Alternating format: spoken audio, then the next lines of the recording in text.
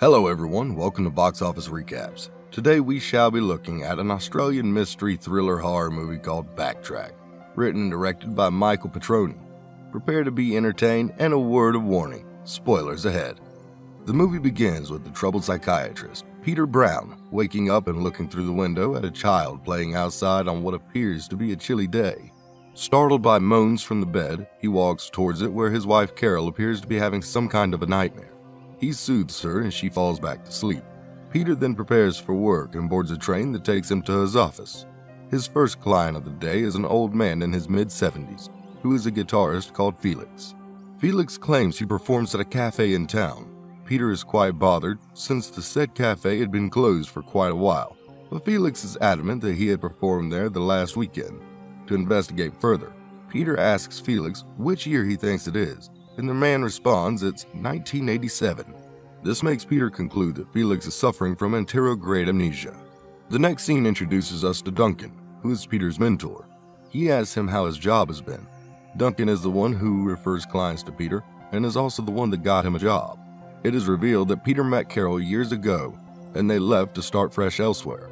Unfortunately, something tragic happens as Peter flashbacks to a time when he and his daughter were fishing and she nipped her finger.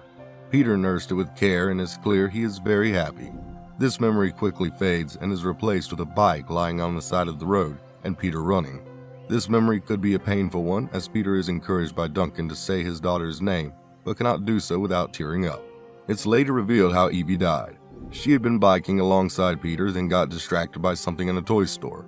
As a result, she veered off the sidewalk and was hit by an oncoming vehicle. The day progresses and clients keep coming in. Peter cannot help being distracted until a young woman discovers it and asks him if she is boring him. The woman, Erica, has suicidal thoughts, citing she wants to be with a daughter who cannot see her. However, Erica is unable to kill herself. At the end of the day, Peter is closing up and turns to see a girl dressed in a hood and wonders what she wants. She is holding a doll and sitting in the waiting area. He invites her in, learns she is mute and that her name is Elizabeth Valentine. He asks her if she can write and offers her a pen and paper. However, rumbles from the train that passes outside his office scare her away, and she runs as Peter closes the blinds. He attempts to chase after her, but she is far off the streets. He realizes she had written a series of numbers on his notepad, 12787. Peter heads home where his wife is still sleeping, careful not to wake her. He goes into the living room and is rummaging through some boxes that have Evie's belongings when his wife walks in. That day is his daughter's death anniversary and he points it out to his wife, who tells him off saying anniversaries are supposed to be happy occasions. The next day, as he is leaving work, he realizes he had left something in the office, so he goes back to get it. When he enters the office, he realizes something is amiss as his office door is open, and a doll that Elizabeth had been playing with that previous day is on the floor. He enters his office and finds Elizabeth humming by the window. He calls out to her, but she is unresponsive, so he walks towards her. He realizes that Elizabeth was still terrified by the train that passed outside his window. He takes a tape recorder and records the sounds Elizabeth is making. She taps on the window and leaves a handprint on it. Something seems to be choking her and she slumps on her feet. Peter carries her and places her on the couch. He then rushes to get something from his desk drawer, but when he comes back there is no sign of Elizabeth. Baffled, he takes the doll and heads home.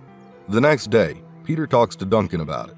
He plays a recording he had made the previous night with Elizabeth, but Duncan dismisses it as hallucination, saying he hears nothing. He further goes on to tell Peter he is just feeling guilty for failing to prevent his daughter's death, and point out that the initials of Elizabeth Valentine, EV, sound like his daughter Evie. He tells Peter that his guilt in failing to protect his daughter is playing with his subconscious. That evening, Elizabeth appears again in his office and utters words that sound like, "We have her," to which she transforms to Evie when Peter asks who she is referring to. Cut to the next scene, which happens on the train. He is jolted awake by the train's movement and encounters his patient Erica, with suicidal thoughts. She reveals the reason she couldn't kill herself was that she was already dead. Lights go off and a scary image of Erica makes Peter petrified. Heightened with curiosity, he investigates and realizes all his clients had died in the mid-80s. Felix, Erica, and Elizabeth, who he realizes the numbers she had left were a date, 12th July 1987. He also has a vision of all the dead patients leaving together in a train. He calls Duncan, who comes, and together they try to figure out what is happening. He tells Duncan that it is weird since he is the one who refers the patients to him. Duncan asks how that is possible, and it's then that Peter realizes Duncan is also a ghost, since he has no reflection on the mirror. Over a glass of whiskey, Peter traces the location of all his dead patients using a map, and realizes they lead him to his hometown, False Creek. He travels alone and meets his father William, who is a retired cop. His father wonders what brings him home since it's been 10 years since he saw him, and William apologizes for missing Evie's funeral. He settles into his old bedroom, digs up a wooden box containing some belongings and a newspaper article. He heads to the bar where he meets his childhood friend Barry and tells him that something is weighing heavily on his conscience and he has to confess. It is an accident that happened in 1987 and they had promised to keep it a secret. Barry is angry and tells Peter to leave him out of the confession. Next, William discovers the article that Peter had left in his room. As Peter is walking home through the train tracks, we are taken back to the incident that was referred to earlier. Barry took Peter to a secret location where people used to have sex as his brother had told him. They leave their bikes on the track and head on to spy on a couple having sex in a car using binoculars while smoking. A shriek comes from the car and they duck, afraid, thinking that they had been seen. Suddenly, they hear the whistle of the train and Peter panics, remembering the bikes.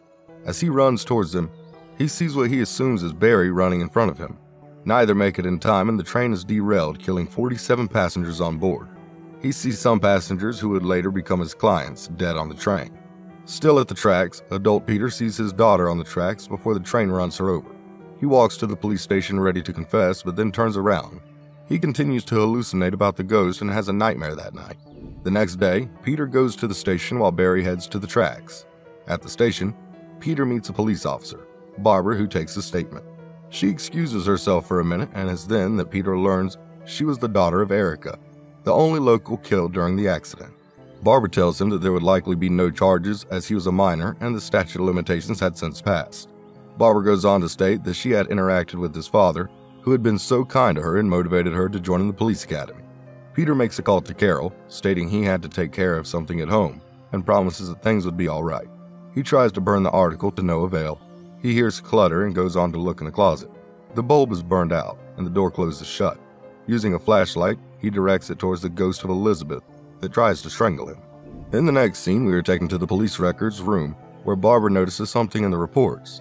Still in the closet, Duncan appears to Peter and tells him that he is holding on to the ghost of the accident. He says the bicycles on the track could not have derailed a train, that there was more to the story. He tells Peter that he has to remember what he was looking at on the window at the store the day Evie died. He remembers that it was a railroad set, a switch tower. Barbara digs into the files and documents she has on the accident. Peter returns to the tracks and has flashbacks of that night. He investigates the switch tower and finds Barry hanging on the roof, having committed suicide. He calls Constable Barbara, who asks him what happened. She does not believe that it is a coincidence. Peter tries to convince her that Barry was involved too, and he had left him out of the confession willingly. But Barbara does not have it, as it contradicts the story he had given in the morning. An officer also finds a rusted pin on the rail and gives it to Barbara.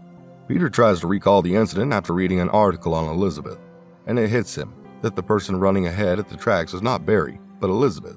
He puts on his coat and drives off to the station as his father watches via the window. At the station, Peter confesses that he did not see Elizabeth on the train. He goes on to talk about the loss of his daughter and his hallucinations of the people from the accident, especially Felix, Erica, and Elizabeth, who haunt him. Barbara says she cannot help him as she thinks he is deranged. Peter gives Barbara the details about her mother, Erica, like how she called her, details no one else knew. Rattled, Erica sends him off. Peter drives to the woods near the tracks. He has the doll in his hands and calls out to Elizabeth. His window is hit twice, frightening him, and he sees Elizabeth out signaling him to her. Peter follows her as Barbara continues with her investigation. She realizes that the pin was the school insignia that Elizabeth had attended. Meanwhile, Peter is still running after Elizabeth, who leads him to the tower through the route he had taken. Barbara then visits William about the case. She asks him whether he remembers what he had written on his report. William feels sorry for her loss and advises her to let it be. Barbara has doubts about the report, which dictates two boys leaving bikes on the track causing the derailment. She questions how he got to the scene after getting the call. She realizes that the road he claims to have used was completely blocked by the wreckage and would only be possible if he was on the right side of the tracks before the accident. She also states that Elizabeth's death had been inconclusive to the coroners. On the other hand, Peter remembers what happened. Through the windows, he had seen Elizabeth being choked by his father. This caused her to leave a handprint, the one he had seen earlier in his office. and accidentally pulled the train levers, which caused the derailment. His father then carried the girl and put her with the other bodies in the wreckage. In the apartment, Barbara is sure that Peter had seen something that could explain what happened that night. William insists on his story and they agree to wait for Peter. As they wait, William stealthily grabs a flashlight from his cabinet and hits Barbara on the head before she has a chance to draw her gun. Peter calls Barbara, but his call goes unanswered as his father is putting her in the trunk of her police car. Peter finds his father outside the garage door and tells him that he remembers what had happened that night. His father continues to feign ignorance. Peter tells him that the couple he had seen in the car was him raping Elizabeth and asks if there are any more victims. His father draws a gun on him and directs him to the garage. Barbara knocks on the trunk of the car and Peter uses that chance to wrestle with his father, but is knocked unconscious. The next morning, William drives off with Peter in the back seat while Barbara is restrained in the trunk of his car and a gun on the passenger seat.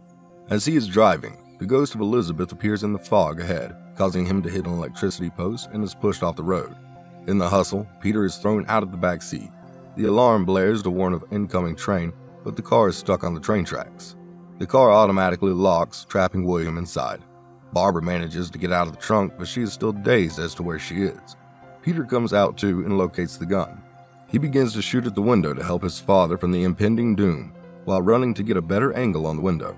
He only succeeds when the train is very close. Peter also rushes and grabs Barbara off the tracks. His father is held off by Elizabeth's ghost, and he is crushed by the oncoming train.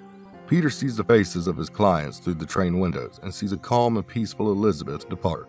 The film ends with Peter and his daughter on the beach, and she walks into the ocean forever at peace.